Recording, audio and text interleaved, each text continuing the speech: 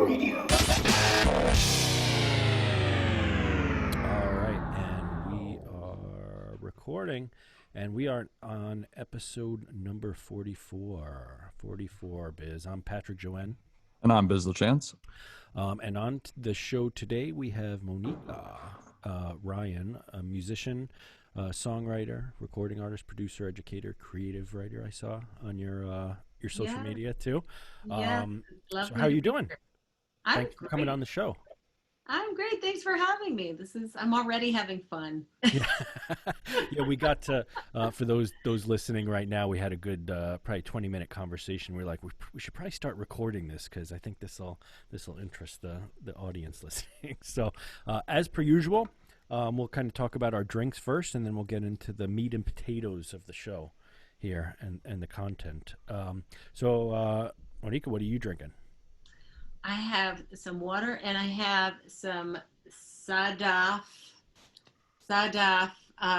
Persian tea. It's special blend, and it's, I think, Ceylon tea with cardamom flavor, and it's delicious. Wow. Is it caffeinated or no? Mm-hmm. It is. Yeah, it's caffeinated, and I mean, mine is brewed medium. I mean, you could go darker, but it would keep me up all night if I went darker. Right. So.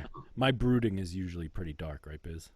Oh yeah, definitely. I think some like 25 episodes ago when you first featured me, I want to say that there was a very robust dark blend we were drinking.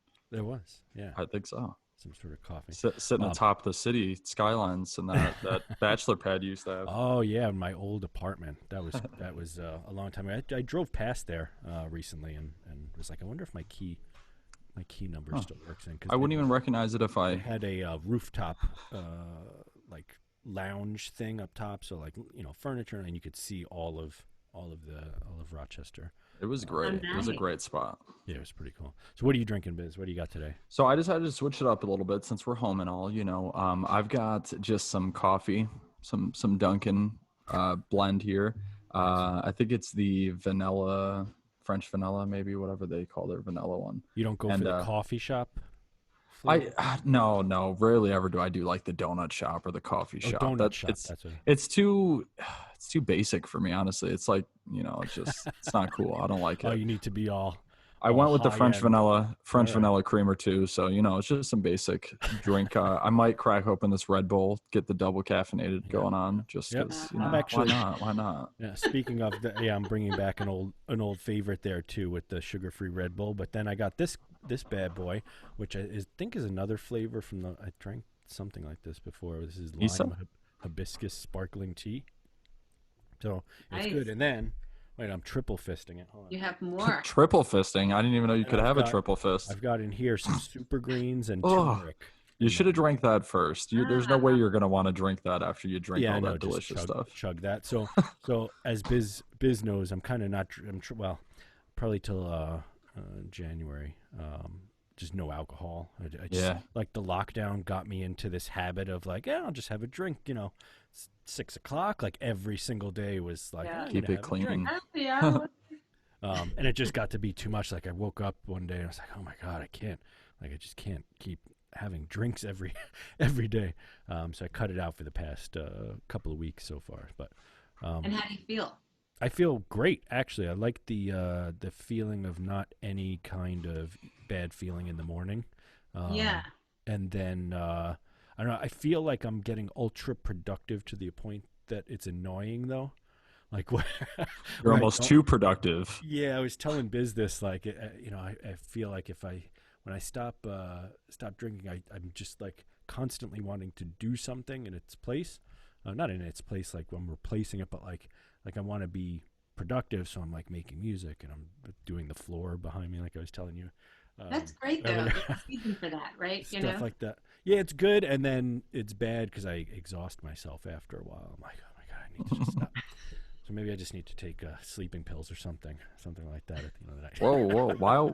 Why do we always turn to drugs on this show? So wait, your health drink is, you said turmeric? Yeah, turmeric, and it's like some sort of drink. I forget the name of the drink right now. I'll post a link to it. It's in like an orange bottle. it's like something all Tumerol or something like that. It's called. And then I get these little packets of like powdered greens, and I mix Yeah. that and just chug that whole thing. So I heard and looked it up, and had it verified by an internet source. So I can't remember, but I heard that turmeric is not bioavailable or less bioavailable unless you take it with black pepper. Huh. I've Interesting. heard that. I've heard that too. I'm not Actually. sure. Yeah, I remember reading the science and accepting that and then promptly forgetting it. Not doing any further research to see if it's accurate That sounds and good. true. Yeah. I mean, not that it would taste bad too. I think a little pepper in there would be good. I wonder what would bring that out. Maybe like the capsaicin or the oils in it or something. Yeah. Some things are like fat soluble, like vitamin D and other things. Like you need to take them with some sort of a fat for them to be Yeah, good for that sounds right, but I honestly don't remember. But what I did remember is do these things together. right. So yeah, and for those listening, the I brought Monika. I keep calling you Monica. Monika on the That's on all the show right. tonight because we're both part of the Recording Academy. That does the puts on the Grammys, and I don't know what's happening this year. Might be I'm thinking it's going to be all virtual. And Oh, there's for all this sure. hoopla about the Recording Academy and the Grammys this year. All these artists coming out and giving them the middle finger. So. Or something along those lines, trying to say there's some weird shenanigans happening.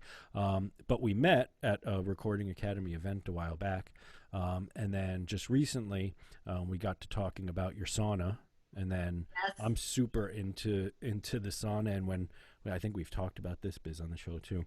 Oh, so much. When the when the gyms closed down, I didn't have access to a sauna anymore, so I ended up buying one, and it took 2 months, which is a whole nother story. But I finally got it, and you were kind of the inspiration too for me actually Oh, hitting the buy button.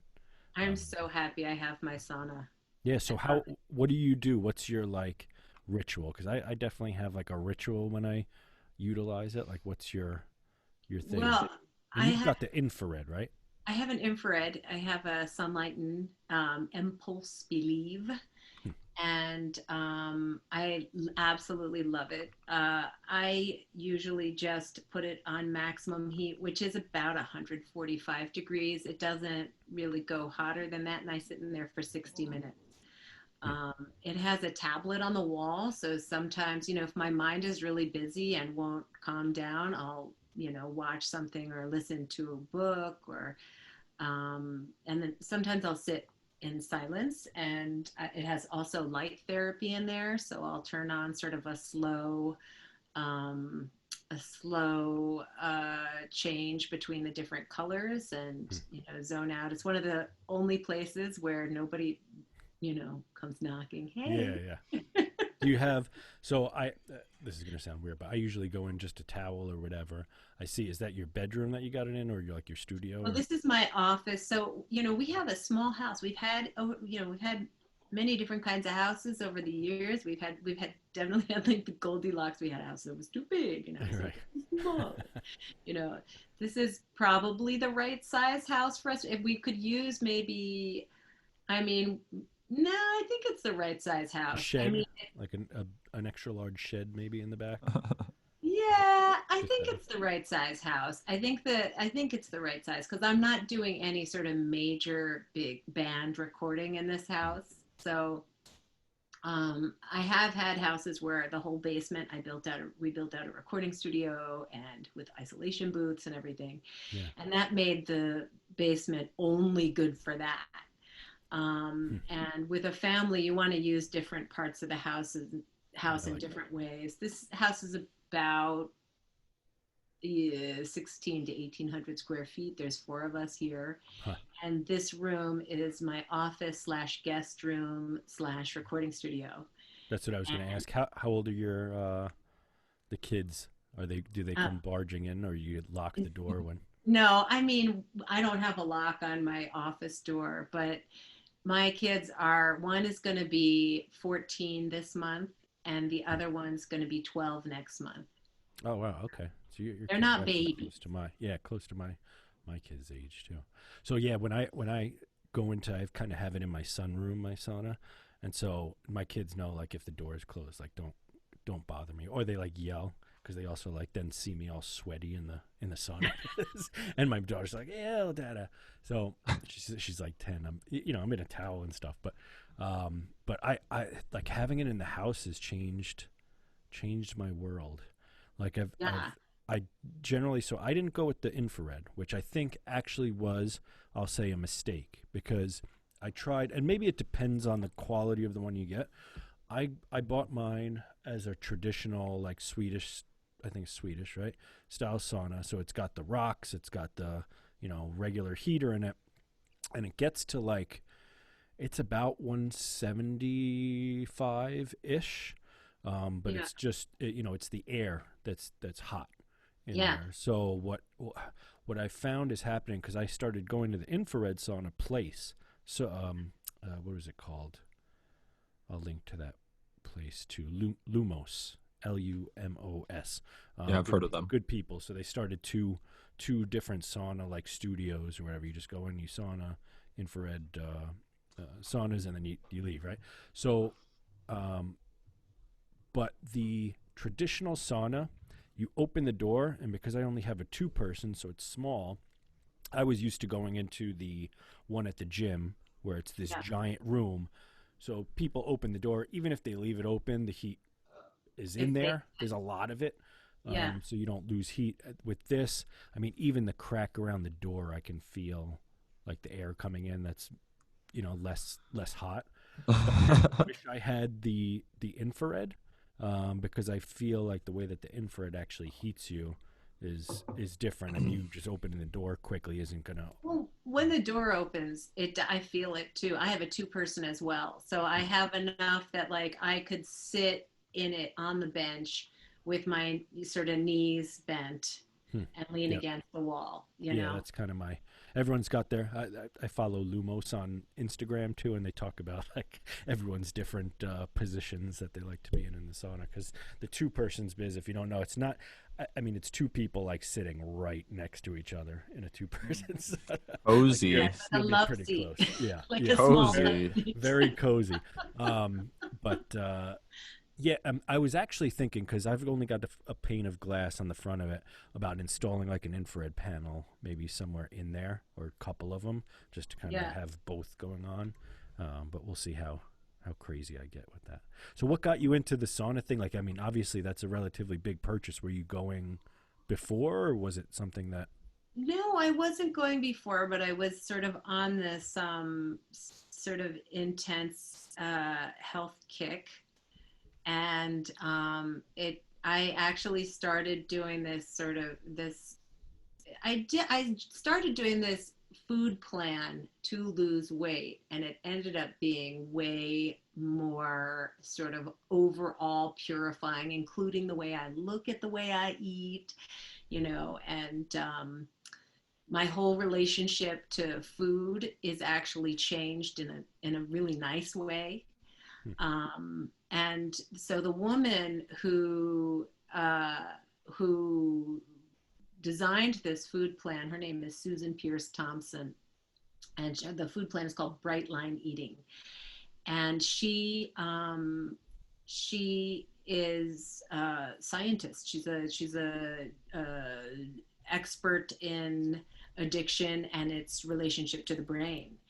hmm. And so um, I was watching her blogs a lot, her vlogs a lot, and following her. And she I guess got a relationship with sunlight and was talking about them. And she sent me in that direction by following her. And then I started, studying up and learning. And What is the diet include? Is it like whole foods? Is it like what is the? so there's different ways to do it. It's her she came out of a particular very sort of strict type of Overeaters Anonymous. For me, I just liked the structure of it, and I was already plant-based, so I was already vegan, but I was sort of like, there are fat rabbits. I was one of Right. those. So Yeah. You eat enough vegan mac and cheese, Biz, you can Good as that is a put that is a on good excuse right there. it. So so it's primarily plant-based. you can do either plant-based or not. I It's get it. basically there's four bright lines. You don't have flour, you don't have sugar, you don't eat between meals, and you eat set portions. Hmm. And it's pretty easy. It's pretty foolproof. I mean, so with the no flour, she doesn't want any, she says no kind of flour. So no almond flour, Hmm. you know, no flour, because it supposedly it triggers cravings and triggers sort of this sort of instability, right? That you feel like you have an addictive pull. Now, I don't actually have that. I'm not a food addict. I just wanted to lose weight and do so healthfully, and I liked the way that the structure of this. So, I mean, if I'll eat an almond, I'll eat a ground up almond. I don't have a Right. problem with that, you know. So, but it also means no sugar, no sugar substitutes, because what the sugar does in your brain and what the sugar substitute does in your brain, Right. it's sort of the same sensation, seeking the same thing, and so I again am sort of like, I don't really have a problem with putting a stevia in something if I want it, but my taste buds have gotten used to not having sugar. Hmm.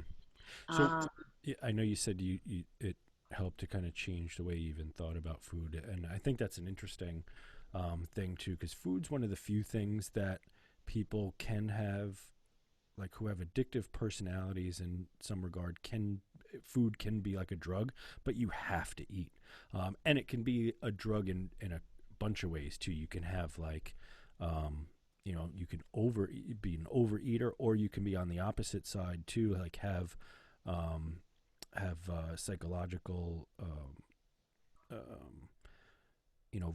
Limitations triggers or that something to food that in the cause opposite way too, malnourishment. Yeah. like the bulimias and the anorexia and that sort of thing. But you have to eat. So even someone that their um, main addiction is like overeating, you still have to eat. So your drug, it's like being a heroin addict, but in order to survive, you have to always have heroin for the every day for the rest of your life. And so having to like, keep that addictive behavior in check somehow. And I guess the statement from the diet that you were doing is kind of that maybe sugar, or the sugars that are converted from the wheats and that sort of thing, maybe is that addictive property, like yeah, the nicotine. Like tobacco necessarily isn't by itself addictive, it's the nicotine in it and what that does to you in your brain. That's the actual addiction thing. So is that the theory behind it? yes, that. And I also think, like, being very hyper conscious, we are all sort of unconscious about a lot of things. Like, you can't be conscious about so many, many, many things at all times, right? So being unconscious and sort of just allowing yourself to sort of follow certain urges, like, oh, that brownie looks good, I think I'll eat it, rather than, do I want that right now? Is that good for me? Is that part of my goal? Like, to stopping and being a little bit more conscious of it. For me, not eating between meals, I would get a little tired and go reach for, a Hmm. handful of nuts. Well, now I just don't eat between meals. So if I'm a little tired, I say, okay, I'm a little tired. I don't try to fix it sometimes. I Yep. just sort of plow through. And I find there's a lot of things that, like, if um, you know my kids are eating something that I might think was a great thing to eat, right? But I wasn't eating it. I can sit back now easily and say, actually, my body doesn't really want that, but my mind does. Hmm. So instead of making my mind like the inadvertent saboteur of my body, I'm going to turn my mind into my ally and be conscious of the fact that I don't, my body's actually perfectly content, Hmm. you Do know. you find that because there are people that have I guess unhealthy relationships with all sorts of substances and foods and other things too. You know, there's sex and all other types of like addictions that are out there. Like, do you feel that from your point of view, because obviously you're trying to conquer something that you feel is like a, obviously it was a physical health reason at first, right? But it sounds like your mindset is kind of similar to something that I do when I'm doing something. Like if I'm quitting, I don't know, like I quit cigarette smoking a long time, years and years and years ago. But it wasn't like um, necessarily the reason I ended up quitting was not because it was bad for my health, right? Which I knew the entire time I smoked cigarettes that it was bad for my health and that it would kill me if I continued it. But part of it was like the control, like the level of control over parts of my life that it had was Sure. was more something I wanted to get away from. It was a And little Right, right. vacation, right? Like, yeah, it was like, yeah. well, not only that, like even at work, when I was working in a call center, it was freezing outside. I'd go out and spend 20 minutes instead of like, I don't know, reading a chapter in a book during that time or doing something else. I'm like, what I'm doing is I'm torturing myself and I'm at the will of this thing that's telling me, Pat, go outside right now and smoke a cigarette. That's the only thing that's important right now. And I felt like getting away from that was Was clutch. yeah, it was more of a like a motivation to stop doing that because Right, I hate not being in control of my like destiny, or I guess the things that I do during the day. You know what I mean? right. I find that um, I don't know if it's like me not liking the weakness of it in myself. Like it sounds like part of you was doing that too, like the eating in between, right? It's something that not necessarily conscious that you're doing. Yeah, You're I think a lot of us do a lot of things sort of um, without intention. And again, like it's very hard to be intentional about every single thing all sure. the time. I mean, you have to sort of release some things. But if you are having a problem, like I was overweight, and it wasn't going down at all. It was going in the other direction. And I wanted it to be different. And I tried different diets and whatever it was that I was, uh, whatever it was I was soothing with the food, whether it was like boredom or being a little tired or feeling like I needed a break or thinking, oh, this is special, like, Right. oh, there's all this unspecial, but this, whatever it is special. This is what we do when it's special. We, do Right. all this. Like And birthdays or that sort of thing. yeah, and our society really does have a really sick relationship to food. I mean, Oh like, yeah. I so think what's interesting too is like I have those um and I feel like in the similar way I've tried to overcome me doing that. Like, so someone's eating, I don't know, my kids especially, like kids are always eating all sorts of stuff they like, and you want them to have, cake and all this sort of thing too, right? And enjoy them just being a kid. You don't want to be like, they're yeah, gonna of eat course. nothing but celery, boiled chicken breast the rest of your life. Like, so you want them to have fun. So they're always eating something, or you have like their birthday parties and there's pizza there. And the thought, I think sometimes the thought, which I think is similar in a lot of addictive behavior, the thought of that, like you not experiencing, let's say like a slice of pizza, right? You not experiencing that slice of pizza, and then the thought that later on you're going to regret not having enjoyed Right. that 30 seconds or whatever. I eat fast. 30 seconds of eating a slice of pizza, or whatever, like missing out on that is going to be so terrible in the future, me looking back on that moment, that I'm going to do it. Like it's almost painful. It's a weird, I don't know. Yeah, this FOMO about food. Yeah. Like there's Yeah, and yeah, that comes into place with like a lot of stuff, even people in relationships, they'll, they'll stay in relationships a lot of time that aren't good for them Yeah. because they're the fear of the future them regretting what they've done, even if it's like 10 minutes after they break up with that person or whatever. The fear of that future you, the experience of future you, is so powerful that they never break themselves from it. Like, what made you look at your what you were doing and say there's something that I need to actually put some action behind changing that?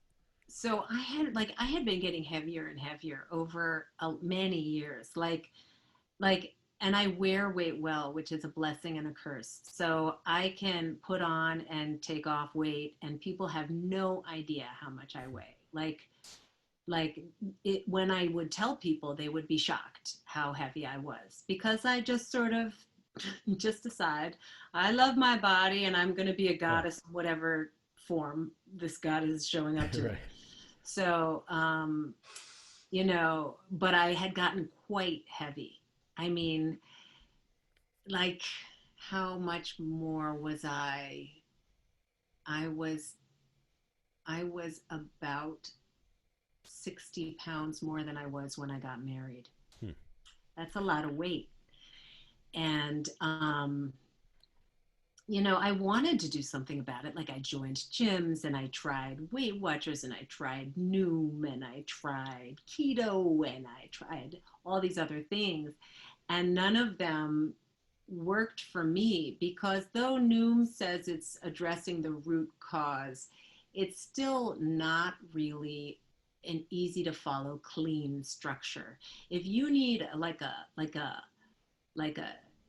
just set it and go and know that it's clean eating and that it's a system that works, this system does work. And so what happened for me was I was talking to my stepsister who's an ear nose and throat surgeon, and I was saying, this sort of fat rabbit kind of conversation. Right. Like, here I am, I'm vegan and I can't seem to lose weight. And, I've got this problem. And she told me that she knew people who had had success with this way of eating. And so she told me to Google Susan Pierce Thompson, which I did. She said she's a hoot. You'll probably like her. She's got boot camps. She's got 14-day challenges. Or you can just read the book and do it your own way. Like Yeah. it's not I also like that there's no sort of monthly payment. There's no packaged food. It's whole foods. Like you're preparing your own Yes, stuff. there's no membership that you can do that, but So, and I think this is important too because now, like during the quarantine, I know there's like this big thing now of the quarantine 15, are they calling it, or quarantine 19, yeah, right? Or the COVID-19, the dreaded COVID-19 that you've gained. So, but I think that's something that a lot of people, are turning to. That's what I said before too. Kind of, I wanted to take a bit off from alcohol, which is, during the lockdown, there's not a lot to do. You're not going out. You're not, yeah, going to even work during the day. So you're just sitting in your house and in order to fill up those little moments, I mean, if you're at, let's say, an office or you're out, gallivanting around town, doing all sorts of things like, bringing CDs here, recording and this and that, and you're doing all this stuff, you're distracted throughout the day. But at home, a lot of people are just sitting there like, I don't know what to do right now in between, my Zoom call and the next thing that I've got to do. And I've already organized every closet in my house. So, what do I do with that? So I'm going to link to that. right line. Yeah. She's also, I think she's Rochester based, Oh, really? and I think she might teach at the University of Rochester. Oh, interesting. Very Huh. convenient. Yes. Where are you, Monika? Where are you I'm located? in Lawrence, New Jersey, which is Lawrence. like 10 minutes from Princeton. I'm All right. between Princeton and Trenton, 10 minutes on either side. All right. So let's do this too before I forget and we get into more deep stuff. So I know you've got music that has come out recently, and you've got stuff that was up in the recent for consideration for the Grammys. What year is this? 63rd? 63rd? Oh, yeah, I think it might be the 63rd sounds 60 something. Mhm. Does that? 64th? I I think don't it, know. I think it was the 63rd, something like that. But yeah. So what do you got out now that people can go follow you? Like, what's your website? All that kind of stuff. Why don't we get that out there too? Thanks. My website is monikaryan.com. So it's like Monica, but with a K. So it's Monika, Ryan.com. And I'm on all the streaming. I'm not on Tidal, but I'm on iTunes, Apple streaming, and Spotify, and all that. All the usual suspects, and we'll link to that. All the thanks. Let's see. Well, I'm sort of I usually make an album a year. This last year I didn't. I did release a song that I recorded a while back. I recorded it. It's called "Oh My My," and I recorded it actually just after Hurricane Katrina hit, so in Hmm. 2004. And I think that was the year. I think it was 2004, but I might be wrong. That year, whatever that year was, that I made it in response to that, the struggle that people had, and I never released it. And then I listened to it. My daughter, my almost 12-year-old, she listens to all my music on regular rotation, and I hear these songs that I recorded years ago that I forget about, and I had heard this song and I said, this is a good song for 2020, actually. It makes sense for this year. It fits this sort of year of hardship, just like it fit when I wrote it. So I released it this year. And so that was on the Grammy ballot, but it was an old song for me. And just because the nature of 2020, I had other things that I was motivated to do, and a lot of learning. So, but I do have 11 albums out, Hmm. and they're on my website. I And see a few of them probably behind you on yeah, those wait, plaques back there. wait, Oh, all of it. I didn't see up top there. I only saw and an Wow. the nine empty left. frame for with the big The feather sunflower. sun. Well, you got to be what is it called? Symmetrical, right? If you're putting Well, stuff up there. yeah, exactly. I didn't want to leave a hole. That's So the let's talk about that. So how'd you what made you get into music? Like, were your parents or your family into music? Were you my prodigy from? no. My parents were both artists. My father, they were both painters in their younger years, and then my father, to support the family, his job was he made sets for movies and TV Hmm. and operas and commercials, and you know Very cool. he was a scenic artist. A lot of big movies, and we lived in Manhattan. And my mother became an astrologer, an astrological consultant, and that was her Wow. job. So, you know, Super cool. What music. any movies you're allowed to say? What sets that we can try and pick out I'd maybe say the my style? favorite set that he made was The Wiz. Nice. Oh, really? The Wiz. That was Yeah, with Michael Jackson in it, right? yeah, and Diana Ross Yeah. and the Wizard of Oz. The For whole star cast. anyone that has not seen The Wiz, I highly recommend you go out and watch it Yeah, at some point. that's a Another very another another pin in the discussion here. It looks like Hurricane Katrina happened in August of 2005. okay. I was off. So Very close. 2005 is when it was Yeah. written. Um, Thank you. Yeah. that's awesome. So artists, and then, but what got you into, like, were you always into music, or did you try I a whole was bunch of other musical. stuff? I was a musical kid. So, my mom has a story that she would give my older sister a crayon and a piece of paper. My sister would draw. She'd give me a crayon and a piece of paper, and it would be a drum, or I'd, crumple it next to my ear. And she could keep me out of trouble by, like, my sister did not want me, loitering on her doorstep, so she could keep me away from that location Yeah. by putting a favorite record of mine on the record player, and I would sit next to the speaker until the record was done. Hmm. So, Do you remember your first, like, the first song you remember hearing? well, I can't say I remember the first song I heard, Not but that you've ever heard, but like that you remember hearing. You know what I mean? Like, I don't know if I can can go that far, but what some of it is like, you grow up with records and it's one of these in the house. Yeah. But she reports that I would sit for the entire Vivaldi's Four Seasons as a crawling person next to the speaker until that was over. That's so. And then when did you start getting into like writing your own? Like, did you just pick up an inch? Like, because obviously at some point you had Isn't to. I don't mean to interrupt, but isn't that the like Verizon ringback tone song? I Is don't it? know, but I think it. I'm almost positive that it is. I don't know. I mean, Like I would say That's probably the interesting that they most stole that. hated sound in the It's modern from era that. is probably that yeah, because Verizon turned it into the default yeah. What is ringback that? Is tone. that did it did it did it something like that, right? No, I So, don't. No.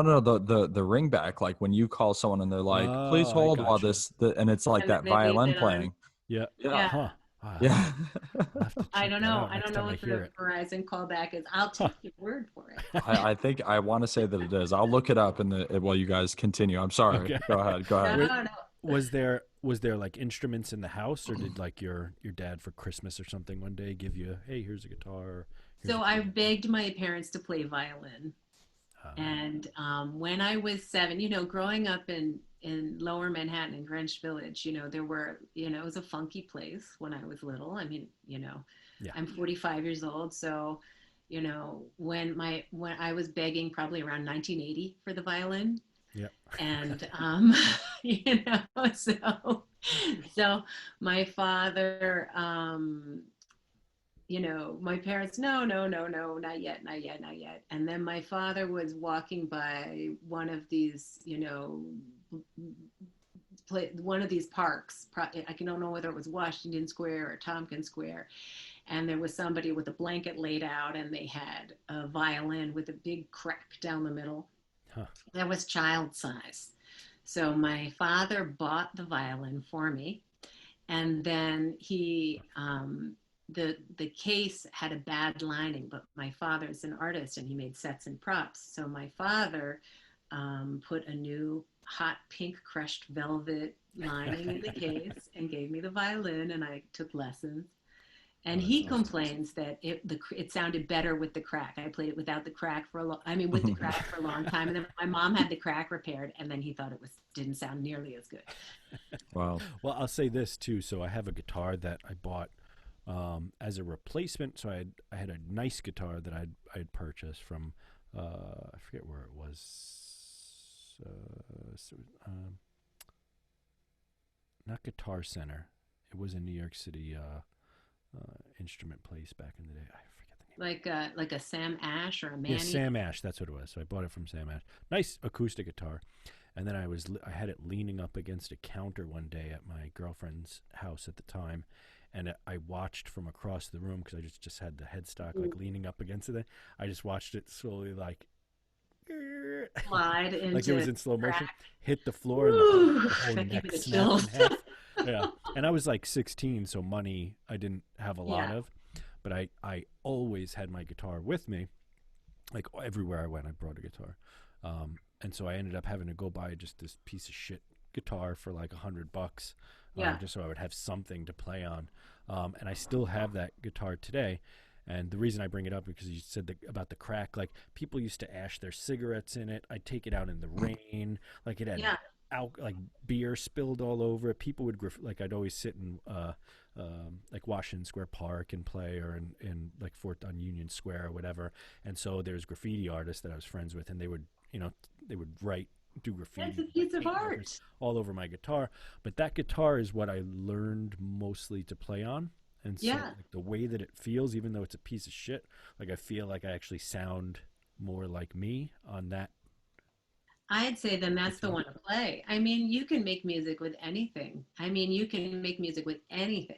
Yeah. So if you're making the music you like to make on that guitar, that's the right guitar. It could be sitting next to a $50,000 guitar, but if you're making the good music on the junk, play the junk. Well, not only that, but I mean the $50,000 guitar, you're not going to go play out in the rain like you will with this one that you've taken out, in every condition known to man already. It's Yeah. Yeah, there's like Gonna get the job done. no fear of destroying it, so you can just go all out, you know. Right, right. Play it in the pool, man. So did you stick? I think I probably have like at least my feet in the pool. I don't know if I've taken it Now that into song the. we mentioned a few minutes ago, was that Vivaldi's Four Seasons? Oh, Vivaldi. Yeah, Yeah, Vivaldi. There you go. Yeah, so that was the default ringback tone for Was it? Verizon for more than 12 years, because apparently Wow. it still is. If you have ringback tones, that's still the Huh. default. uh-huh. The only reason I know that is because Yeah, that's customers weird used to that you call picked in. that up. So customers used to call in and they would freak out. They would be like, I don't want this shitty violin music." And one day I was like, there has to be a Oh, reason Verizon picked it. So I looked it up, figured out the song was by a famous composer, and it was Yeah. this elegant, famous song that was super long and super great. So I wrote it down and put it a sticky note so that when people would call in and freak out about it, I could be like, it's actually by this and like kind of school them a little bit, so that they would be like, well, is there any way that we could change it? Because I just don't prefer it. Like, you know. that's I excellent. So like that people want to call up and tell people to change the music because they personally don't prefer it. Right, right. What world are we in, right? But A well, level of that's privilege. great. what's great, Biz, is that you gave them a little culture Yeah, after they complained always. to you. Just delved them right into classical music. You're like, you know what? You're gonna get a schooling on Right, right. Vivaldi now. So how'd you move from like violin to then? Because obviously, were you taking lessons or was it like? Yes, I took lessons and I took lessons at the Third Street Music School, which was on Ooh. 7th Street. And I did that for a long time. And then I got to 13, when I didn't really want to play. I didn't want to practice. I was Yeah. sort of, I was one of, I would say I was naturally musical and I didn't have the skills to, to, to study across kind of across the board. Like I was naturally bright and naturally musical, and I didn't have the skills to apply myself when things got hard. Hmm. And my violin teachers, had students that required less patience. And so it was sort of like a mutual parting at that time. And Would you think that came from like because I feel like I have that same thing. Like I practice, but not in the way I think that you know some people practice an instrument. Like I'm very loose. Like I said, my guitar, I would just be out in the park playing it all the time, but not doing scales, not learning music theory. I don't know how to read music, but I know I could do it by ear. I could sit at a piano and kind of figure stuff out. Um, but is that you think like a personality type, like I think this is like everybody's different. a And rebellious thing? Like I'm not gonna stick to your structure and that sort of thing. well, I mean, there is a little tiny bit of that with me. There's a little tiny bit of I don't want to stick to the structure, but I'm pretty good at a good structure now, Yeah, as an adult. But I mean, as a kid, I was not a great student, but there were times when I could pull right out ahead and then sort of just not have the study skills or the focus skills to go the rest of the way yeah. with things. Wow. And I was I just was not a good student. Essentially, I was curious and clever but not a good student. And I can really see the difference in my own children because I've given them the student this the skills. I'm like blurring over here. um, Mhm. I've given them the study skills that I didn't It's the have. caffeine in that tea. I know, in my watered down tea. um, So and they're very successful students. So what? So I, I think that's a necessary life skill as well. That I think some, everyone has parents. What's weird about parenting too is that there's no like, no one gets taught anything about parenting in all your years in school, unless maybe you get into college and you say, I'm going to take a psychology class maybe or child psychology, and then sort of you're getting a parenting class in a weird offshoot. But like I think skills like that, um, like the discipline, I guess you can say, of dedicated like practice time or study time or schoolwork time or whatever that is a skill set. And I think a lot of people, especially when they're in school and they're young and maybe their parents aren't necessarily there, like think that maybe they're dumb, which I don't think that a lot Oh of people yeah. are actually, like not intelligent. I think there's a lack of like certain types of, skill sets, like the discipline to sit down and study and do this sort of thing. Like there, you have one side of it where it's very loose, and I had kind of hippie parents, and so the structure, fight the power, like that sort of thing was kind of built into the culture of my family. So I Hmm. think when it came to school, I was naturally like rebellious because that was just part of my family dynamic. Is like, fuck the not in that regard, but No, fuck I the get it. government a little Well, bit. I totally get it. No, you're not going to tell me what to do, that sort of thing. Right. But on the opposite side of the spectrum, we were talking about Michael Jackson. Like his father was like, "You guys are going to practice for hours, or I'm going to beat you." Like there's that side of it too, which isn't a great way to instill that skill set into children, but seems as though it worked with regard to his work ethic, Michael Jackson's work ethic as he got older. Um, but like, I guess the question is, or not necessarily a question, but topic I'm trying to get at is like, how did you develop your discipline from that, right? Because you were taking violin, I guess. Were Yeah. you taking it to like virtuosity? Like, were you a No. virtuoso? Uh, No, no, no, no. and you, I was okay. You know. right, which You was know. me too, like guitar and things like that. Like I'd never sat there. My older brother could do crazy guitar solos, and he practiced scales and all that sort of thing. Like, did you find a different route to success from there? And like, what was that? You know, Well, just to I'll answer that question, but just to go back, I think with about parenting and school is that every kid is different and they'll have different needs and they'll have a different sort of strength and a different deficit. And I think only sort of the parents of the kids really can tell what that is. You know them really well, and you know when they know what they're doing, and you know when they don't know what they're doing if you're paying close attention. And I had a girlfriend who said to me, when she had one son that was my son's age, and then she had one son that was a few older, a couple years older, and he was extremely bright, the older kid. And she said to me, they were both extremely bright, but the older one was like, old enough, we're talking preschool, old enough that he was showing how bright he was. And she said that she had worked very hard at finding things that weren't easy for him so that he could learn grit. hmm, So she put him in things that were sort of weaknesses for him because yeah. she couldn't have him think everything was easy and not know what to do when there was a challenge. So she was sort of counterbalancing. And I took that to heart because I had two very, very different, very bright children, but bright in very different ways.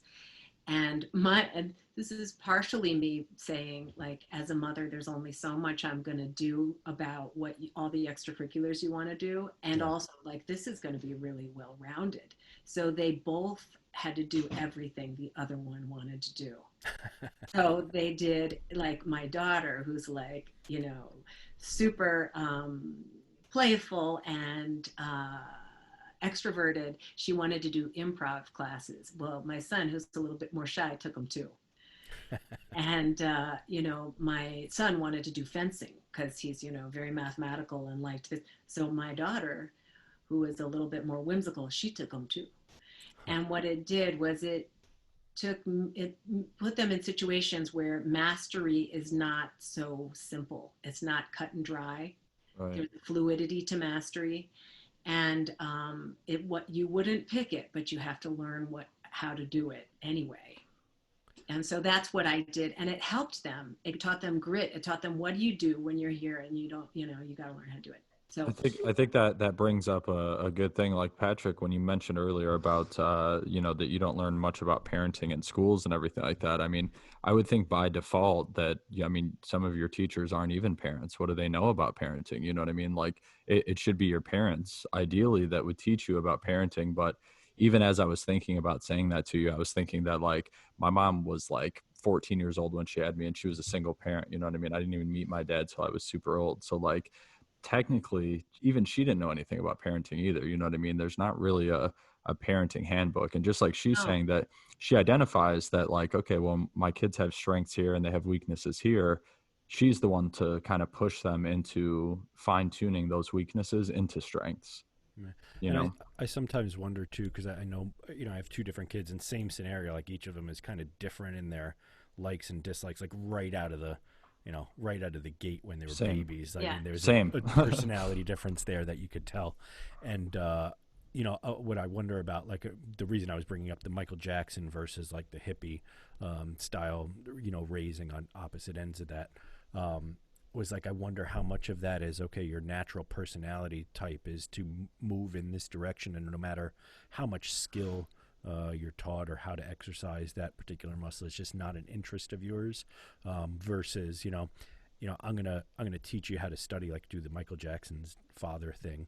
Just beat it into you that you need to, sit down and That's study. never But successful. I've right, seen it but happen a few different ways, like not on and then celebrity stuff. and then But us as parents, how much do we try to I guess sway the direction of things in certain ways that actually has an effect in the trajectory of our children's lives versus like they were going to be this anyway regardless of what we did as parents. Like there's no no getting you anything love under them for control. who they are, Yeah. but you give them different skills, I just wonder maybe we don't need parenting classes just because kids are going to grow up and do whatever skills they can pick up from you. That's great, but I think maybe exposing them to all types of skill sets. Maybe I don't know. Sure. I don't know where I was going with that point, but I find it interesting, like uh, how the family environments that we're in tend to lead towards certain things like occupations and things when we get older. And um, so let me continue on our story though, because you were talking Right. about violin, right? So you learned Oh some yeah. violin. Did So I you stopped playing at 13, and you know, did you write anything on the violin, like songs of your no, own, or no, was no, it no. I was extremely mediocre at, and that's generous. I mean, I was really like, I liked the sound of it, and I liked, but I really didn't want to practice. And Literally same. I played for about 6 months when I was about the same age you're talking about, and the other like three kids that were in it with me were, like you said, a little more disciplined, a little less hard to deal with when it came to wanting to practice and stuff like that.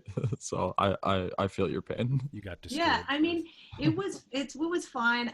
You have to learn, you have to grow up to be you somehow, right? So, Right. Good Did way you of putting it. did Great you way of putting it, actually. love it, Monica? Like when you were playing violin, did you like it, or was it something you felt like was I more? liked it sometimes and didn't like it sometimes. Like anybody who plays anything, sport, music, whatever, like there are times you have your season where you really are loving it, and you have your season where you're really slogging through it. And, but I loved music. And it turns out, I mean, I also really liked to sing. And so when I was in high school, and I loved old movies. This is the other thing, is I loved like old black and white movies. Like from the time I was tiny, tiny, tiny, tiny. We used to have a movie theater that played old movies, and there were times we got all dressed up in what we thought old Hollywood stars looked like and went to the movies when we were really tiny, like. Have you seen So, Hugo? Have you seen yes, yes, I just watched that again last night. I was my girlfriend. I was telling her she's really into movies too, and she had no idea what the what's his name, Millier. yeah, yeah, yeah, yeah. That old black and white silent movie with the moon and the rocket going into the guy's eye. Yeah, So yeah, and that that old, that or you're one, like, that whole movie is a little bit trippy. I yeah. mean, if you Google that silent film, it's like very trippy.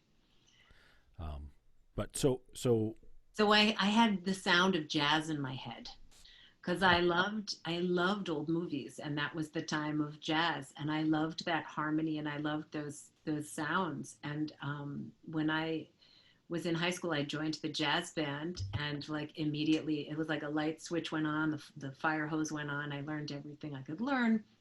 I learned many, many, many songs, and in high school became a professional jazz singer. Sing. Oh, so Sash was going to ask, were you singing in the Yes, jazz band? Okay. yes, I had a manager. Huh. I had was invited to make a demo at Warner Chapel. I mean, I was like, boom, Hmm. um, but I was young and I was undisciplined is the other part, so like, I had a lot of sort of raw ability, and I had dedicated I had dedicated myself to learning the sort of what I thought were the most exciting parts, but not the less exciting parts. Right. So, I had to learn all the parts, I just did it on a different schedule. So do you feel like that hindered maybe some of where you could have taken music at that point in your life? Like I have, I had a lot of bands when I was younger, and same situation, like undisciplined. Like I don't think you could. I think if you looked undisciplined up in the dictionary, it would be a picture of my teenage years of my life up until I was like 21. Um, but like I got offered a record contract at one point, and was like, it was during the Nirvana time, so I was very like, Yeah. again, a little rebellious. Like like I looked at the contract, and I'm like, everything about this just, like, I don't want any part of it.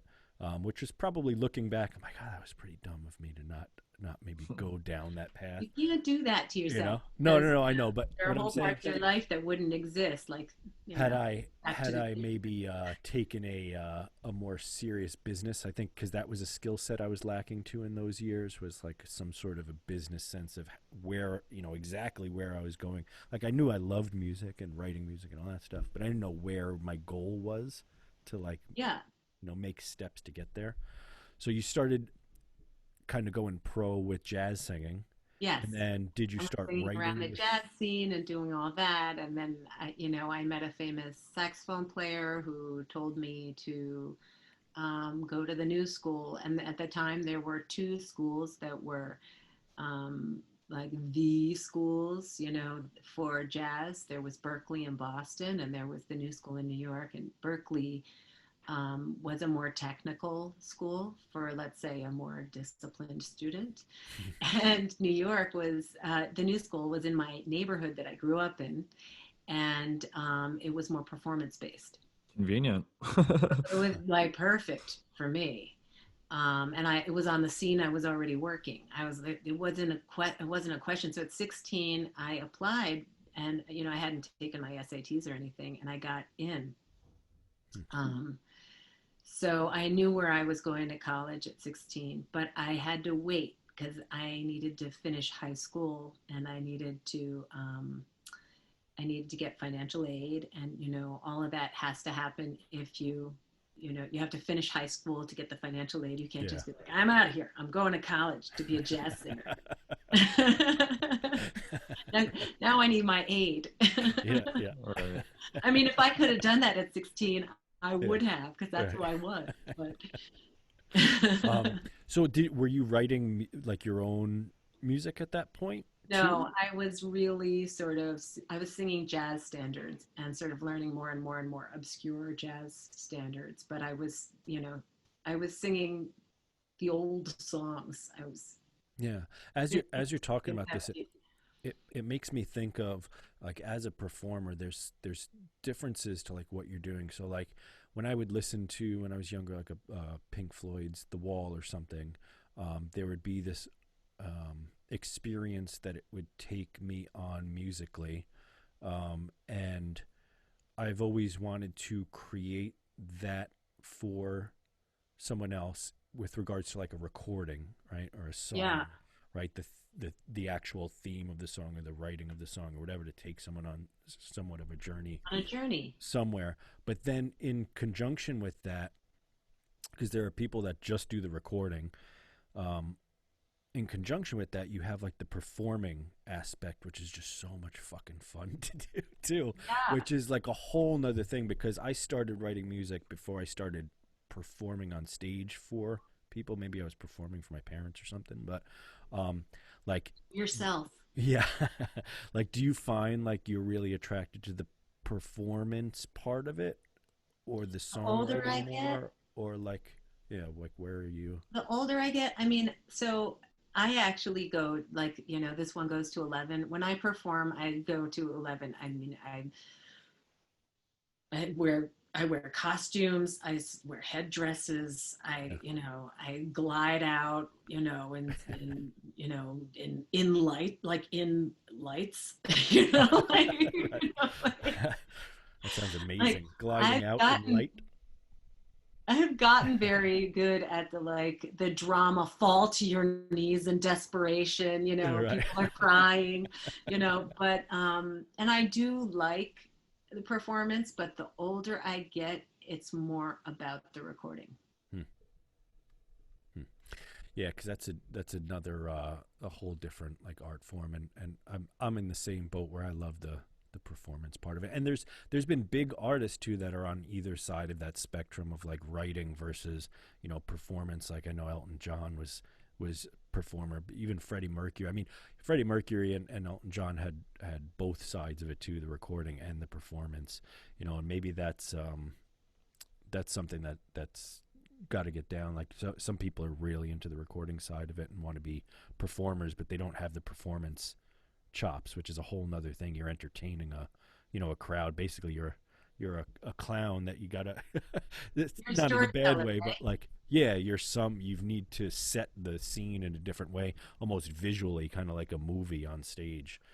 I think people have a different, like, depending on what they're delivering. Like, if you're a Bruce Springsteen and you're delivering like a soulful, folky, folk rock, sincere thing, then you're even though it is staged, there is a costume that goes with that. This sort of, traditional, everyday man look that he's had different iterations of it, but this sort of relatable, connectable thing there is, but it's less performancy. I mean, he is actually quite a performer. Have you ever seen him live? no. Oh my God, he is intense. He goes out into the crowd. He crowd surfs. I mean, I just saw him a couple of years ago, and he was doing that. And he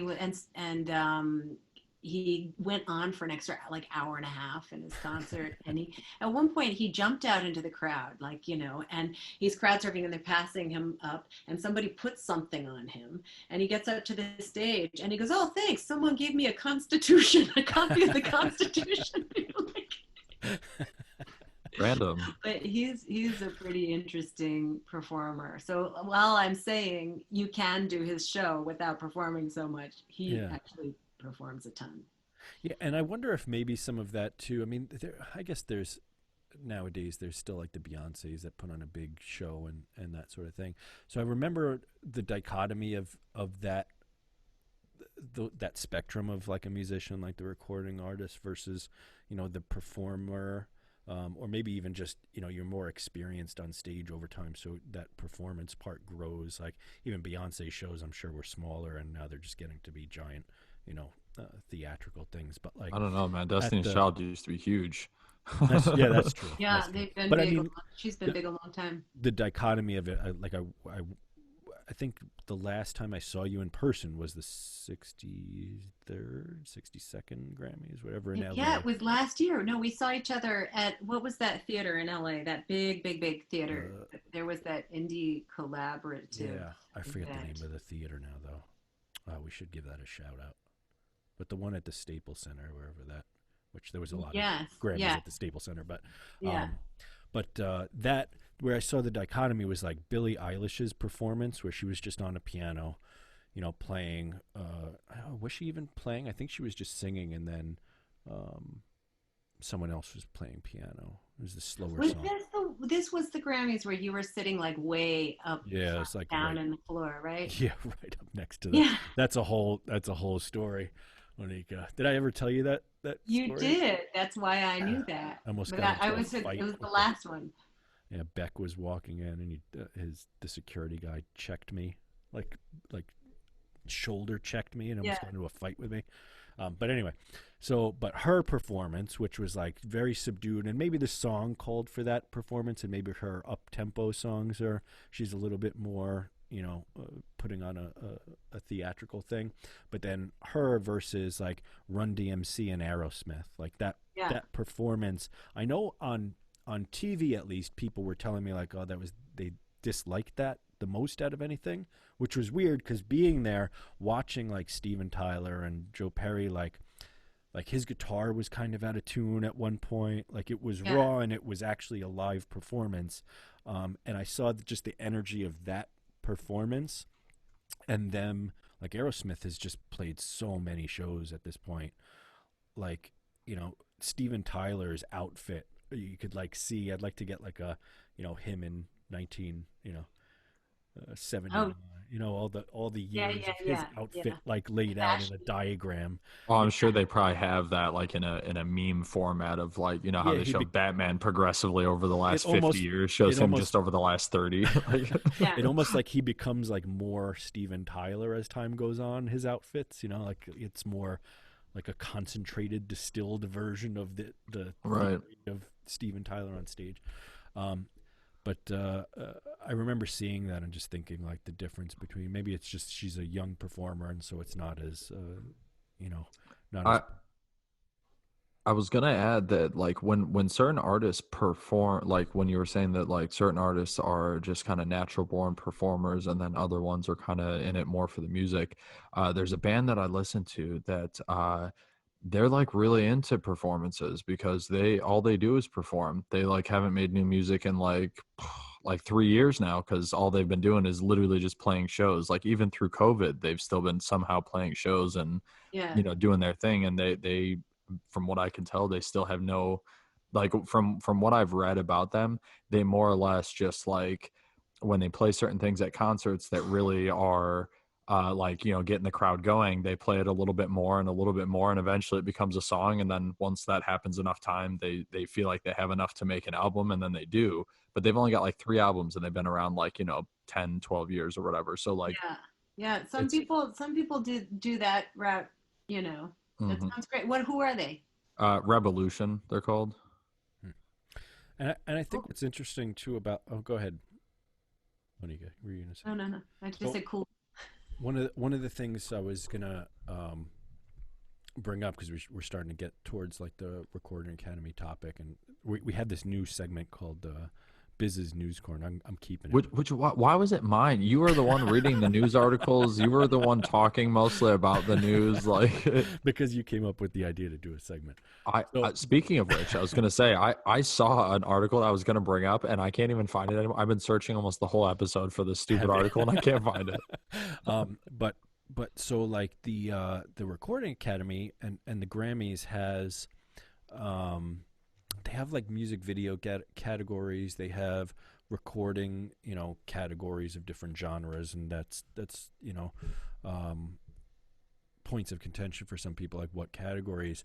I don't know if like stage performance is a category, and then on top of that, why is that not something that they maybe consider a part of it? Because like Biz was saying, especially now, a lot of stuff is the visual aspect of it, and not that necessarily Concert someone of the year or someone best is tour of thinking the year. like Well, because music versus I know why. Because it's the National Academy of Recording Arts and Sciences. right. Yeah, you don't So record the it's not. concert I unless mean, it's for a music video. yeah, but Well, and see, they have that's a music video. They do have a music video award. yeah, I guess Right, that's right. that's kind of the thing, right? So like the music video, okay, it's not technically the music, right? I guess it's a recording of something, but like it's I think it's the it's ephemeral nature, yeah, it's like a if you visual. perform once and it's gone, and also it's not consistently quantifiable or even really vote onable. Like say you come, say I'm up for one of these awards and you come to the show and I have a bad night, but then somebody else comes to the show and I have a good night. you can't, not that people's pendulums swing that much, but it could. I mean, it's unusual and unlikely in a lot of professional cases, but it could happen. Yeah. And it's whereas with a recording, it's everybody's judging the same thing. So I think that's a big. Actually, I think that's a very big difference. So let's break into this news corner, business news corner, because this is I want to bring up a news story, and it'll be apropos to this. So do you have the music there, Biz? Yeah, I got Where's it. I got it. Hang on, calm Gotta be at yourself. the I ready. knew you were gonna do this. That's why I have it. You Our know, sound effects we'll call it at are the so. ready, but it's pretty terrible. All right, you got to make sure you put it all the way up to the thing too, so we hear it. Ready, ready.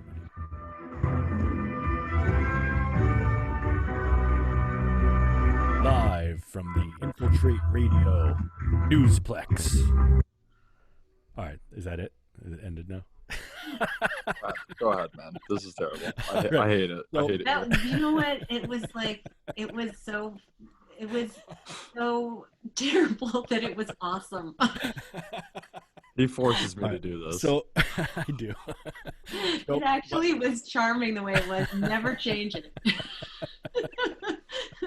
More Like serious, too much. One of the big stories about the Grammys right now is like the Weeknd's kind of, what he's calling a snub, and some other artists that are saying, we sold millions of copies of the record or the single or whatever, and that they're not up for consideration or not up for nomination for a Grammy. Who's this we're talking about? Year. So the Weeknd was a big vocal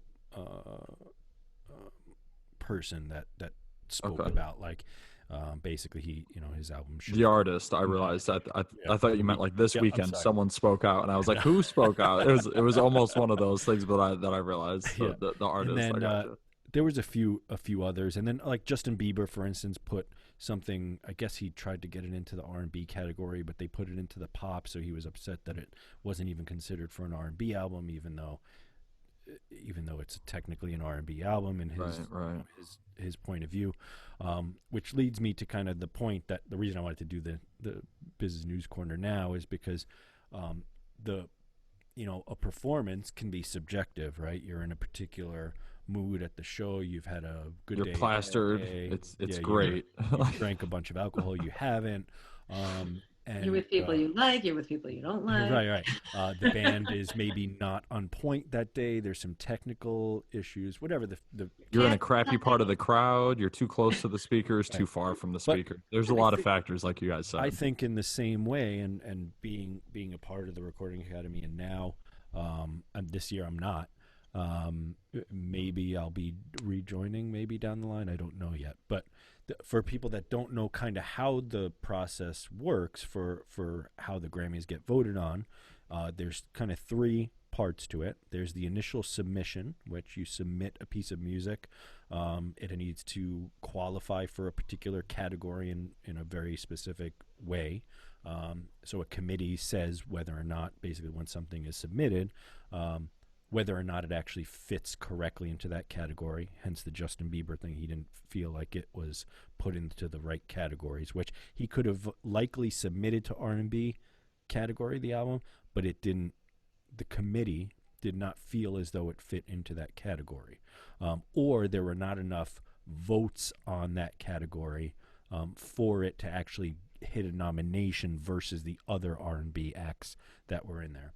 So did his people check? Because when it's on the first round ballot, that's when you see what category you're in. So he would be somewhere. So I don't know if he was actually, and I don't know if you're part of the Recording Academy, if you're allowed to even talk about that part, like who was on what before that. But like, I don't know if he got into the consideration for that category and just didn't get the nomination, or they just said that wasn't an R&B album, and so they're not putting it on the ballot as R&B. I don't know. I didn't look too deeply into his. Do you know which album it was that was the issue with? Just look up like Justin Bieber Grammys something or other. Maybe. If he's saying they were saying it wasn't R&B, they probably switched his category. I Yeah. mean, he's more So of a pop artist for because sure anyway, but I mean, like, if he feels like he made an R&B album, I mean, crap, like Machine Gun Kelly completely switched genres and, could do whatever he wants for a Grammy nomination in the, punk rock category, I guess, if there is one. well, let me finish explaining so that people know kind of how it works, Yeah. and then I Yeah, go guess ahead. you can see like where their discrepancies would be. So then, once enough people, and those people are people that are deemed to be part of the music industry, working as professionals in the music industry, right? So there's certain amount of those people that are just part of the Recording Academy, and then there are people that actually qualify to be voting members. The voting members need to have hit a certain amount of um, success in whatever it is their profession in the Recording Academy or in music. So they need to show a certain level in order to be able to vote. So the first round is you submit. As long as you meet the general qualifications, you're in that category. Then all those voting members, musicians who have had some level of professional success, vote on those submissions within that category. The top, let's say 4 to 6 in whatever category, get then promoted to a Grammy nomination. So if that's whoever not gets that's leaving out the committees. right, so well, I'm going to get to that. So you have the voting members voting on it, and you get to the next level. Then certain categories, as Which is like Monika was most of saying, them. yeah, Yeah. a committee actually votes on who moves to the next to the nomination, which that's where some contention can take place. Then from there, you have your nominations in those categories. Voting members vote on those. Same situation, right? Committees then make some of the discernations. Is that even a word? Discern who moves on to then Yes. winning the Yes. particular The Grammy. rules are not 100% transparent about this, but the committees are made up of voting members. And they are, I don't know how big they are, but I don't remember whether it's I think this is again, this is what I think. I mean, it's not, they're not transparent. So I think the top 20 vote getters get immediately passed through to that meeting. So if you're one of the top 20, you're passed through to that meeting. And then people who and then I have heard tell, meaning I've never been on a committee, so they don't tell you who's on the committee because they don't want the people on the committee to be pestered by other people, and or feel Makes like, sense. Yeah. yeah. So I've never been on a committee, so I don't actually know how many people are there, and I don't know like the wild card thing. But what I've heard people say, who some of whom I would assume no, but again, I've heard say that each committee member can bring a wild card, someone who didn't get the vote, who they think should have, to the table. So Interesting. like if you heard this artist and they were amazing, but other people might not have heard them, you can say, I think we should listen to this artist too. So they could have gotten no votes, but still be one of the top five, theoretically, right? And so, yeah, and I think this is where some of the contention comes into play. And then on the other side is because of, like we were talking about with performances, it's subjective. You're listening to a piece of music and then deciding from listening to it, which is such a suggestive thing. There's not like these points are the things you're judging on, right? As a voting member, you don't have, okay, in this particular category, these are the 5 technical points you want to hit on with regards to the music. It's purely subjective in every single category who it is you're voting for from the voting member's point of view. But then on the committee level, that's even more like you said, it's not very transparent, and so you don't know who the people are necessarily that are in those committees that are voting on who goes up next. Um, Right. and the voting members, in some regard, that are part of the Recording Academy, in some instances, feel kind of slighted, I guess you can say, because they're not their votes kind of don't matter really when it comes to who the committee is deciding who goes up. And so I We think that don't, the thing is, we don't know if it matters or not. right, That's the thing. I think that's the, but it's a, but it depends on which side of it you want to look. Do you want to look at like, I'm going to think that it does matter, or I'm right, going to think it doesn't?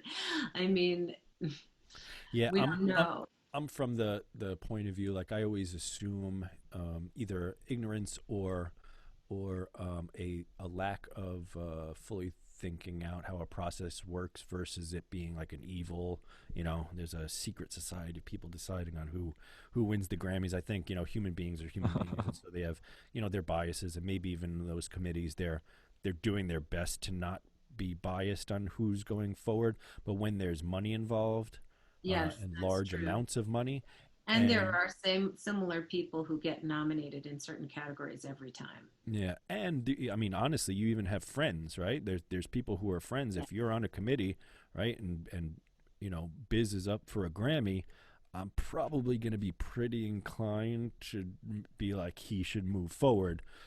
And so there's, is that nepotism? I don't know if that's nepotism. Especially if you know me on like more of a personal level too. I mean, you kind of have a tendency to download your friends' music, kind of root and kind of plug your friends Yes. for the most part. I mean, at least most of the artists and stuff like that that I know that are a little bit more uplifting and not just trying to like, run away from everything.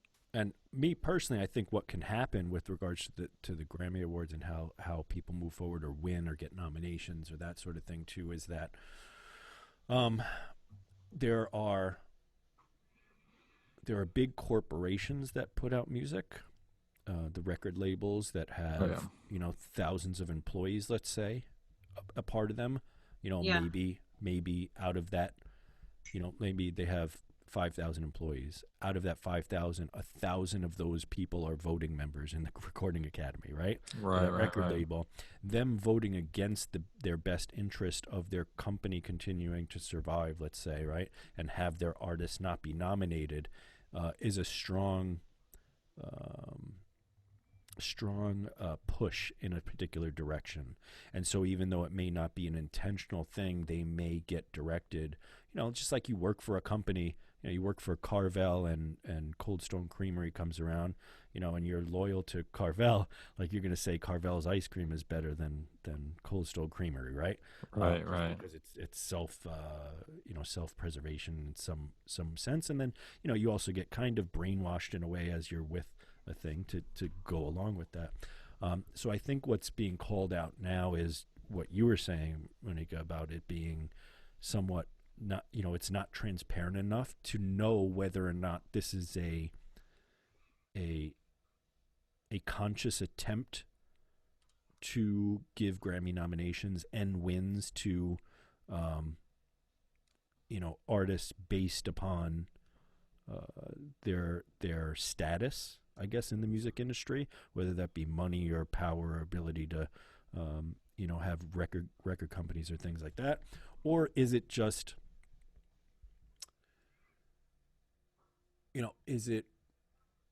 is it the type of individuals that are there? Maybe their perspective is different than, maybe what what other people would see outside of the Recording Academy and outside of the music profession as the artists that deserve those sort of recognitions. I mean, what are your feelings on? So for me, the Grammys are more than just the award itself. The award is a competition, and it's a competition that's an art competition. So it's not, again, with no set parameters, there's no rubric. So, I mean, I sort of tend to think of that, to me, that's the least important part of the Grammys. The most important part of the Recording Academy is it does outreach and works with local legislators all over the country to make rights, uh, to improve songwriters' rights. It has an education wing, Grammy U, that I think is worth noting. It has Music Cares, which is the charitable wing of the Grammys, and they give money to musicians in need. Sometimes because, because of natural disasters or big events, or sometimes because someone is, having some hardship. It's something that people can apply Were you, for. were you a district advocate this past year by any I chance? wasn't this year. I've been, I've been in previous years. I was last year. I was in 2019, and I enjoyed it.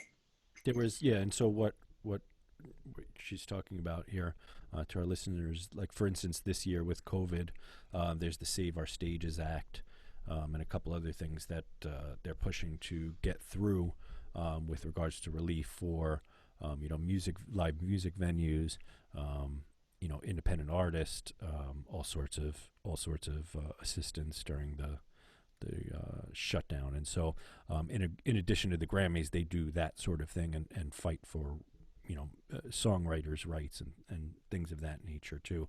Um, Right. um, and whether or not some of those bills, with even legislation, I'm always like a little hesitant to go along with stuff because you never quite know what the reasoning behind some of the wording and stuff they Yeah, shove into those things is, and you're like, all right, I get like the point of what you're saying, but is there something that's thrown in there that I don't know about that's lawyer speak that, um, is, I mean, it's the same sort of um, concept for like the Screen Actors Guild and the Directors Guild of America. Almost all the entertainment unions that exist, you know what I mean? They all use this old school Latin slash modern, lingo to try to hide protect stuff. slash hide, yeah, like yeah, everything right. that's going on under the umbrella of, major motion picture or major music production or, whatever the case is. It's kind of, what do I want to call it? It kind of like comes with the territory, if you will. Yeah. And I think the number one thing I love about the Recording Academy is the fellowship, the other musicians who are participating. I connect through with a lot of musicians through the Grammys. People Yeah. come to the table because it's the Grammys, but the truth of the matter is because it's They the stay for award the itself is very music. elusive because of everything Yeah. we've said so Oh, far. for sure. For sure. You know, Yeah, and I think my my favorite part of kind of being a part of that and actually going to the Grammys is, some of those things like the concerts or the live music that you see at the Grammy Awards and even the premiere. That was another big controversy about the premiere thing. the early show. What is that, Yeah. premiere ceremony? Is that Yeah, yeah, right? yeah, yeah. They have Um, all beforehand. the musics that are not Yeah, televised. you have like these amazing like mix of like Ice T's metal group was playing, and then India Yeah. RE at one point. I think the New York City, the one that was in New Yeah, York yeah. City. India Irie was in New York. Yeah. Yeah, so you get to see like a They have concert. bluegrass and jazz and Yeah, classic. like a couple of concert, like a concert that you would never see at any other, I didn't even any know other. Ice-T had a metal Yeah, it's like band. a crazy. I don't know if I necessarily call it good, but it's definitely hard Are you rock. sure you don't mean Vanilla Ice? No, no, it's Ice T. Really? Really? I had Uh no idea. I'm gonna have huh. to look that up too. Yeah, it's like really like hardcore metal. Um, but yeah, and I agree with you that part of it. I just I think the time of award shows is slowly coming to a an end. I read an article recently um, about the lockdown and COVID kind of killing celebrity for people, or the like, not killing celebrity for the celebrities, but what I'm saying is like people's like starry eyed vision of what celebrity is, Yeah, because of them being forced into their houses, and I guess the the way that some celebrities, I guess, reacted to COVID and the lockdowns and everyday people who were wondering like, where am I going to get my paycheck from next? Like there was a yeah, bit of like a disconnect between some celebrities and that. It was an interesting article. I forget. I'll try and link it if I can find it. But Man, this band has been around 30 years. Body Count, 1990, fronted by yeah, Ice-T, originally a rapper, but co-founded it with Ernie C because of their love of metal music. Wow. You yeah, learn something new every day on this show. yeah. Go download Fantastic. a Body Count album and listen to that while you're I remember that show they did. in your Yeah. car. I'll give it a um, try. so I guess I knew we were going to talk for a long time without even trying. So, um, where are you going next? What are you doing? Are you working on a new album now? So I've been like 2020 has been a really big learning year, both with the learning the food thing, and I learned how to farm, and I've been learning different softwares for music, and so I'm still sort of in the learning mode with the softwares and sampling, and I definitely want to go down that road a little deeper. Also a very solitary way to make music, and in these conditions, that makes sense. Um, and I also was going to record in the complete opposite direction of sampled music, was going to record an album. Actually, I was going to be recording it this week and last week of music by Antonio Carlos Jobim. So like 1960s Brazilian Oh bossa wow. nova. Well, if you when you end up recording it, send me over. I'd love to I will. I will. listen Yeah, to we it. were gonna do it, but then it was like we could. It was just gonna be two of us, but a little guitar and voice. But it just seemed like numbers are up, and even though we could sort of distance, it just seemed like the wrong time to mess with that. There will be Have you another been day. doing the remote recording, like sending recordings back and forth at all? We have done that for actually podcasts and stuff like, but I've not done that for music. I know I did for a couple of demos Right. that we talked about earlier, Yeah, but I we didn't mean, even get into that, but no, yeah.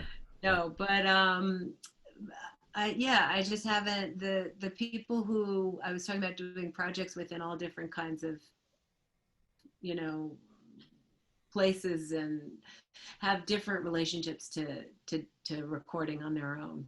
So, what do you use? I know you said you just got a new interface, right? You said, oh yeah, I have an Antelope Audio. They Antelope Audio Discrete for Synergy Core, huh? and it's a great new audio interface. And they were running a really good deal, which they might still be running How before many Christmas. channels are on it?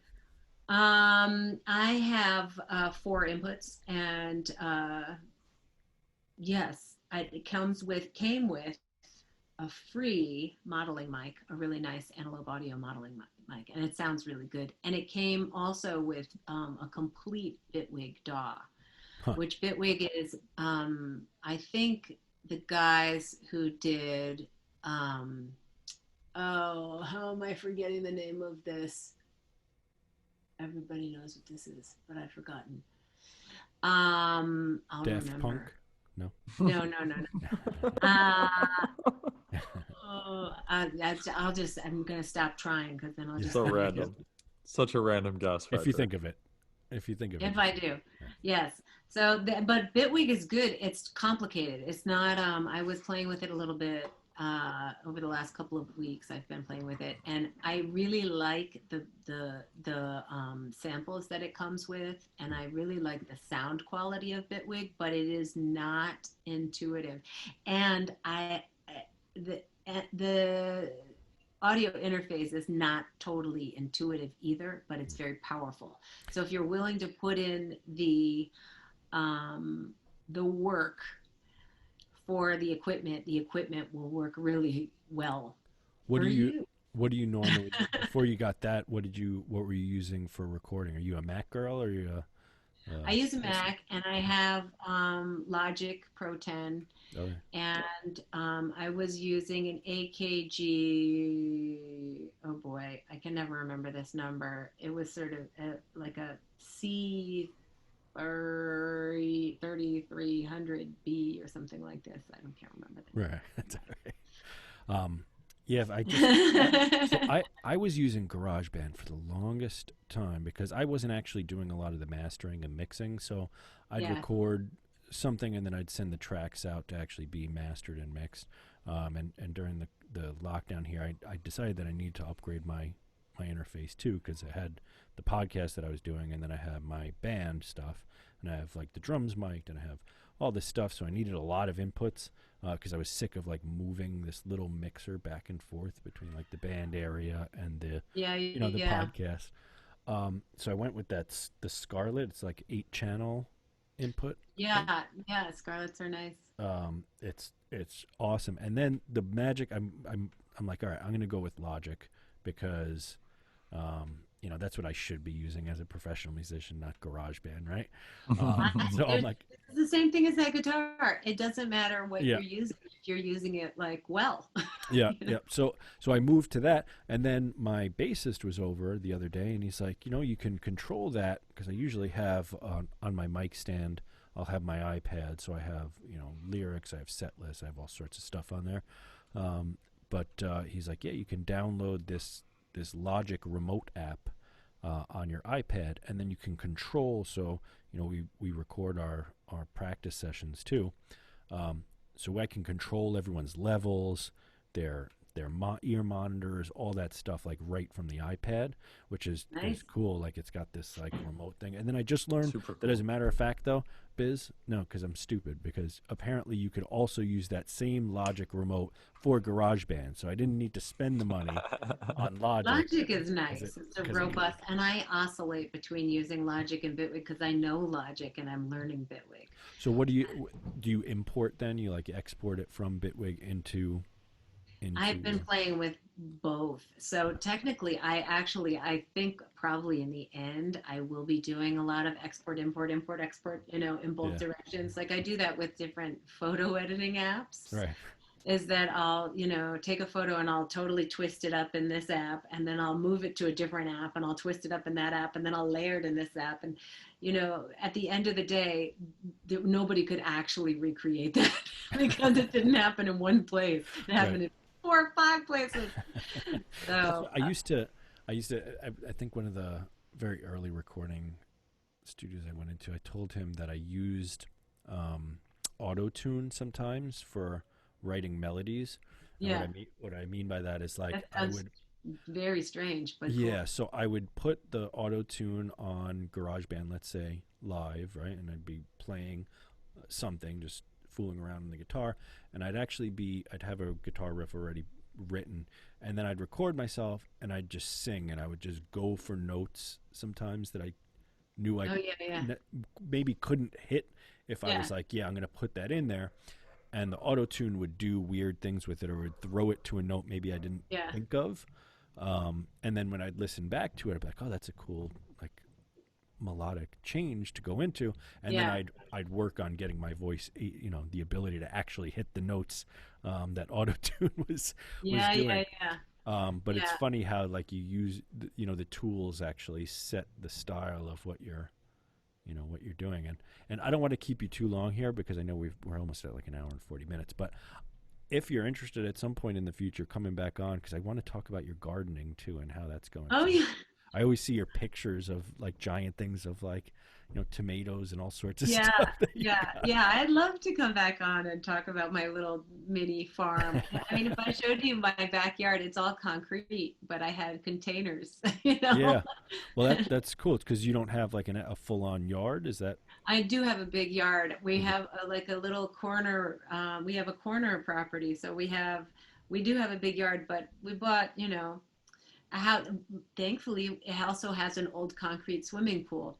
Oh, So we've converted that to a saltwater pool, and we were lucky we had a pool all summer, but we had the rest of the backyard, except for a little strip around the outside, is like a old cracked concrete, and not farmable earth. yeah. But I I started with Dixie cups, like with solo cups that I put holes in the bottom, And then so a lot of it was planted in trash, like Amazon packs that I cut Right. holes and make them into planters. And there were several tortilla bag planters back there. I grew up But growing up in Queens. I have a terrible. I can't grow stuff. I've done like the potato in a cup where you do the toothpicks and it grows roots. yeah, You know what I'm talking about? I've You seen never that. regrew lettuce or anything like that? Like you take the bottom chunk of the iceberg lettuce, put it in a thing of cup, and it regrows lettuce off the top of it. Huh. Or It's romaine, like but the it doesn't grow easiest back the same for me. It grows back like extra long and and winey skinny, and yeah, no, I and like agree. Yeah, plenty of leaves, but it just looks like a different animal. yeah, I agree. But we'll have you on again, and we could talk about that. And did that start during COVID, like when the lockdown happened? That's Yes. Yeah. I so. mean, always wanted to plant. I had planted some plants in previous lives, but You had the um, seed of the idea prior to I COVID. had done it in Leave, other get houses. out right now. Did you Leave the see what I did, studio, get out. Monica? The play on words, the seed of the idea. Yes. It's a dad joke. Well, what You have to happened? leave. I know. I'm sorry. What happened was I'd gotten a rotten container of tomatoes from Costco, but it was a big container of tomatoes, and I Huh. didn't like of grape tomatoes, and I didn't want to drive back during COVID, the beginning of COVID, Yeah. to like return the tomatoes. And so I decided I was not going to be angry about the tomatoes. I was going to make the tomatoes into many, many, many, many, many, many, many tomatoes. So I sliced them in half and I put them in the dirt. And I ended up with like, I don't know how many, like 700 tomato plants. I didn't Wow. have to go shopping for tomatoes. You're actively working to get Costco out of the tomato game. No, it's not only that I couldn't keep, you can't keep 700 tomato plants. That's Like true. it was impossible. When they're in solo cups, no problem. But when they get bigger, you can't. So I put on like community Facebook pages, like who needs tomato plants, and I would put like 400 of them on my, Huh. 200 a time of these solo cups on my driveway, and put my address on Facebook, and people in the community would come by and pick up tomato plants. Oh, that's awesome. Nice, nice. So we had a lot of tomatoes around here. Okay. All right. Well, we will get into that if you're willing to come on again. I'd love to. Of Have you on. course, it'd be really We'll fun. talk more. Do you want to? We never officially ended our news segment either. Oh, I had go- two other okay. things we were gonna talk about that never came about. Well, go But ahead and end it. no, on- I've lost the music. The Oh, moment's passed. You just can't All right. keep us on task, Patrick. This Damn it. Biz's news corner is slowly becoming my worst segment. I don't like You it need a anymore. little graphic over your shoulder. It's mostly just Biz. Really, is the part that's. I hate you. But Monika, thank you so much for coming on. Let's have you talk about again just your website and the Oh. what is it? Yeah. It's MonikaRyan.com. So it's like Monica, but with a K. Monikaryan.com.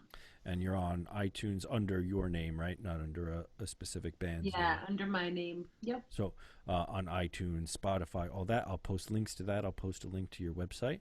And Thanks.